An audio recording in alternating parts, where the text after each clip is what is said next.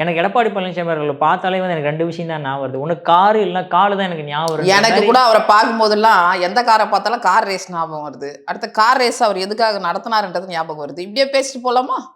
பின்னாடியே பின்னோக்கி போனோம்னா இன்னும் கதைகள் பெருசு பெருசா இருக்கும். பெருசு பெருசா இருக்கும்பா.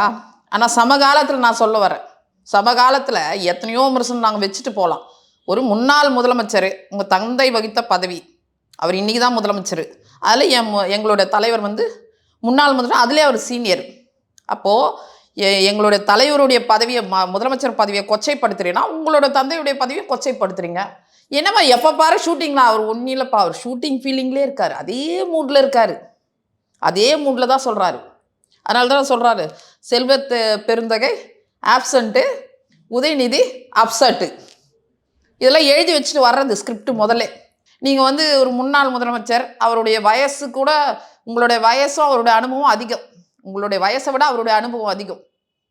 அப்போ அவரை பற்றி நீங்கள் பேசுகிறீங்களே, மக்கள் என்ன நினைப்பாங்க? இந்த தமிழ்நாட்டு மக்கள் அவரோட மக்கள் பிரதிநிதியாக தேர்ந்தெடுத்து ஒரு தமிழ்நாட்டின் முதலமைச்சராக 4 வருஷம் 2 மாதம் எண்ணற்ற திட்டங்களை கொடுத்த அவரை நீங்கள் கொச்சைப்படுத்துறீங்கன்னா, இந்த மக்களை கொச்சைப்படுத்துறீங்க, அரசியலமைப்பு சட்டத்தை கொச்சைப்படுத்துறீங்க, முதலமைச்சர் பதவியை கொச்சைப்படுத்துறீங்கன்னு தான் சொல்லணும்.